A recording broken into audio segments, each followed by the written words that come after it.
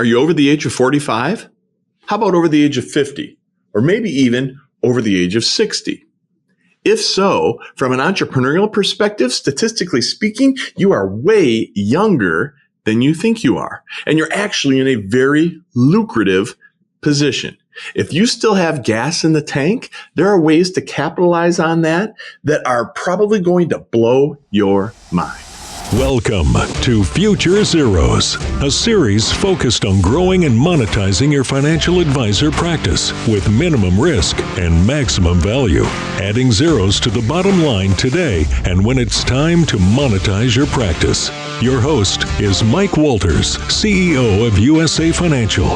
He is an investment advisor representative of, and securities are offered through USA Financial Securities, member FINRA SIPC, a registered investment advisor. Hey, here at Future Zeros, we have these discussions because I like to hyper-focus in on the most valuable asset in your life, which if you are a regular here at Future Zeros, that means you're likely a financial advisor, and it means you likely are running the practice. So you are the business owner. And oftentimes financial advisors, they just don't think of themselves that way. They should, but they don't. And I try to kind of drill into everybody's head. You need to run your financial practice as a business, not as a career, not as a job, not as just simply salesmanship. And with that being said, it's really interesting that there are some crazy cool studies coming out and some great stats about the successful age of entrepreneurs. And it's much older than you would anticipate. So, in the news, especially in the tech sector, there's such a hyper focus on the young entrepreneur. And that's cool. I applaud a young startup. But what they don't account for is the fact that the fastest growing market for entrepreneurs is age 50 to 65. In fact, the Wall Street Journal has an article out there right now from February 2nd, if you want to go check it out. It's titled, "The Investor Betting on People in Their 50s and 60s Because Older is Better." So there are PE funds, there are venture capital funds that are specifically going after the age 50 and above entrepreneur because they've identified the higher success rates. And it makes a lot of sense because normally what's happening is these people have made a career in that industry, probably just like you. Maybe you started out on a career path within the financial advisory space, career or captive, if you will. And now you've gone independent and you've launched your own practice. You've started your own business. You are, in fact, a startup. Or maybe you were a partner or a minority holder in a practice, but now you're running it. Now you're the primary and you are the entrepreneur. Maybe you bought in, maybe you bought out some retiring individuals.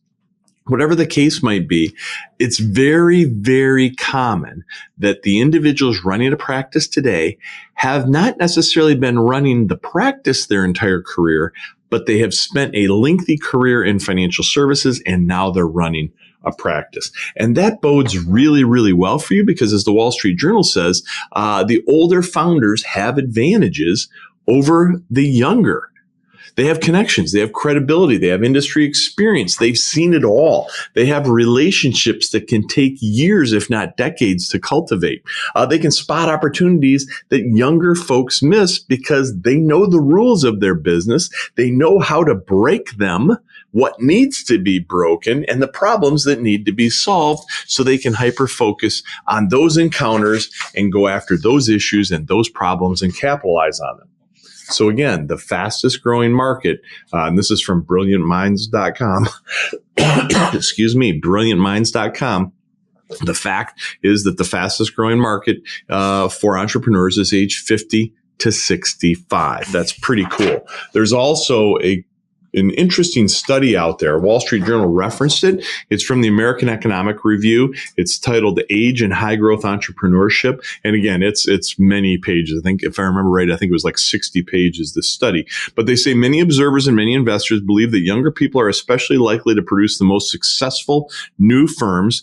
And yet this group integrating administrative data on firms, workers, owners, studying startups systematically across the United States to find the successful entrepreneurs. And what they identified is that the successful entrepreneurs are middle-aged not young. The mean age at founding for what's called the 1 in 1,000 fastest growing new ventures is age 45. Now, you might recognize that 1 in 1,000. In fact, you might have saw it when I put this picture up. This is hanging on the wall in the lobby of USA Financial. We made the Inc. 5000 list 5 times. To make it on there once is a 1 in 1,000 achievement. To make it on 5 times is a 1 in 25,000 achievement. That's essentially what they're referring to when they say the 1 in 1,000 fastest growing new ventures were run by those age 45 in terms of the mean. So anyway, it's pretty interesting. And then finally, I'll leave you with these 2 graphics here. On the left, this is the age of the entrepreneur. And what you'll see is the arc. The majority of entrepreneurs are coming in at just under age 40 to about age 55. And then over here on the right, you're seeing the probability of successfully selling a company, building a company, selling a company, or going public.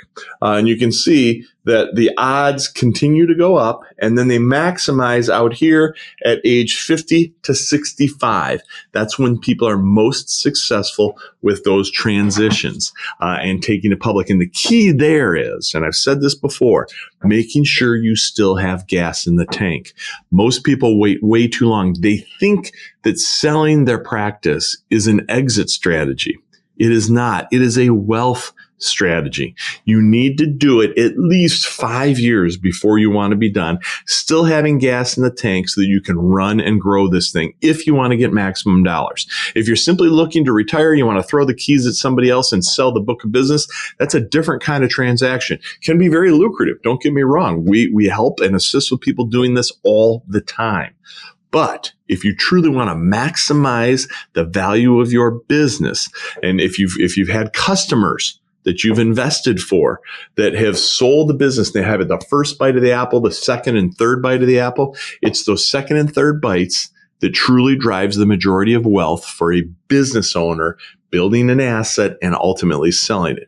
The second and third bites is not available if you're selling a book of business.